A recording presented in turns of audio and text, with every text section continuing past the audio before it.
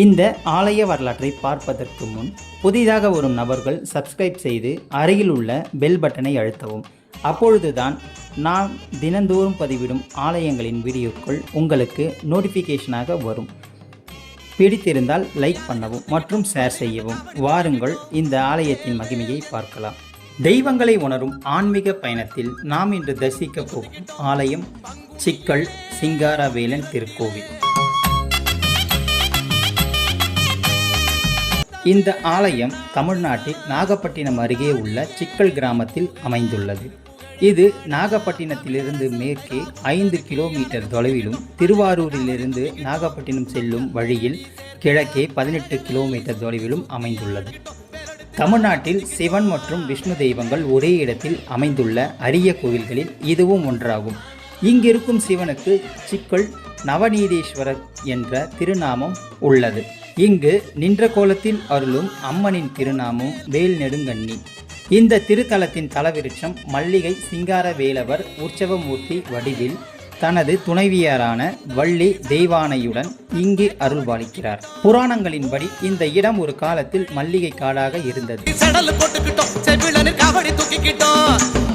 இந்த கோவிலின் தல வரலாறு மிகவும் சுவாரஸ்யமானது. விண்ணுலகத்தில் இருக்கக்கூடிய காமதேனு பசு ஒரு முறை பஞ்சம் காரணமாக மாமிசம் உண்டுவிட்டது. இதனால் ஆத்திரமடைந்த சிவபெருமான் அந்த பசுவிற்கு சாபம் வழங்கினார். சாபத்தினால் மிகவும் கவலையுற்ற காமதேனு இறைவனிடம் இறைஞ்சி சாப விமோச்சனம் கோரினார். மனம் இறங்கிய சிவபெருமான் பூலோகத்தில் மல்லிகை வனம் உண்டு, அங்குள்ள தலத்தில் நீராடி அங்குள்ள இறைவனை வணங்கினால் சாபம் நீங்கும் என அருளினார். அதன்படியே இன்றைய கோவில் அமைய பெற்றுள்ள இடத்தில் உள்ள குளத்தில் நீராடி சாப விமோச்சனம் பெற்றார் காமதேனு. அதன் பொருட்டு காமதேனு பசுவின் மடியில் பெருகிய பால் குளத்தை உருவாக்கியது. அதுவே இன்றும் புனித குளமாக கருதப்படுகிறது. வசிஷ்ட மாமுனி அந்த பாலில் இருந்து கிடைத்த வெண்ணெயை கொண்டு அங்கேயே சிவலிங்கம் வடித்து வழிபட்டார். தன்னுடைய பூஜை முடிந்த பின்பாக அந்த சிவலிங்கத்தை அவர் எடுக்க முற்பட்ட போது அது சிக்கிக்கொண்டு வர மறுத்தது. அதன் பொருட்டே இந்த ஊருக்கு சிக்கல் என பெயர் வந்தது என்பது நம்பிக்கை.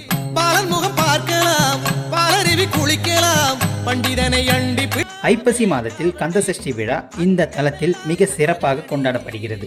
முதல் நாள் சிங்காரவேலர் சிக்கலில் அம்பாளிடம் வேல் பெற்று மறுநாள் திருச்செந்தூரில் சூரபத்மனை வதம் செய்ததாக புராணம் கூறுகிறது. வேல் பெற்றுக்கொள்ளும் அந்த புனித நாளன்று சிங்காரவேலருக்கு முகம் முழுவதும் வியர்க்குமாம். அந்த அதிசயம் இன்றளவும் இந்த திருத்தலத்தில் நடைபெறுகிறதாம். அசுரன் சூரபத்மனை சம்காரம் செய்வதற்காக முருகப்பெருமான் தனது அன்னை வேல் நெடுங்கண்ணி அம்மையாரிடமிருந்து வேலாயுதத்தை பெறுவது ஒரு மிக முக்கியமான திருவிழாவாக இங்கே நடைபெறுகிறது. உலகமெங்கும் இருந்தும் பக்தர்கள் அன்னையிடமிருந்து வேலை வாங்கியதும் சிங்காரவேலனின் முகத்தில் அரும்பும் வியர்வை துளிகளோடு முருகப்பெருமானை தரிசிப்பதற்காகவே அந்த தினத்தன்று அங்கே வருகிறார்களாம்.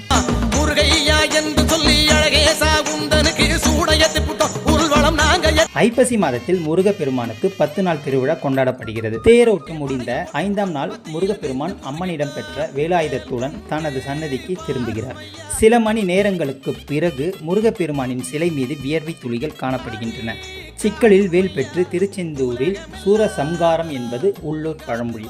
இந்த திருத்தலத்தில் முருகப்பெருமான் தனது அன்னை வேல் நெடுங்கண்ணியிடம் வேல் பெறுவது கண்கொள்ளா காட்சி. முருகப்பெருமானின் முன்பக்க உருவத்தின் மீது சூரிய கதிர்கள் விழுவதால் தங்கமயமாக பிரகாசமாக தோன்றும். வேல் பெற்று கொண்டவுடன் முருகப்பெருமானின் திருவுருவத்தில் வியர்வை பனி போல் தோன்றும். அதை காணும் பக்தர்கள் இம்மையின் பெரும் பயனை பெறுவார்கள். சிக்கல் சிங்காரவேலவரை தரிசித்தால் வாழ்வின் சிக்கல்கள் யாவும் தீர்ந்துவிடும் என்பது பக்தர்களின் நம்பிக்கை. இதுதான் இந்த ஆலயத்தினுடைய பெருமைகளாகும். இந்த ஆலயத்தின் வரலாறு உங்களுக்கு பிடிக்கும் என்று நான் நம்புகிறேன். மறக்காமல் சப்ஸ்கிரைப் செய்யவும். மீண்டும் அடுத்த பதிவில் நான் உங்களை சந்திக்கின்றேன். நன்றி, வணக்கம்.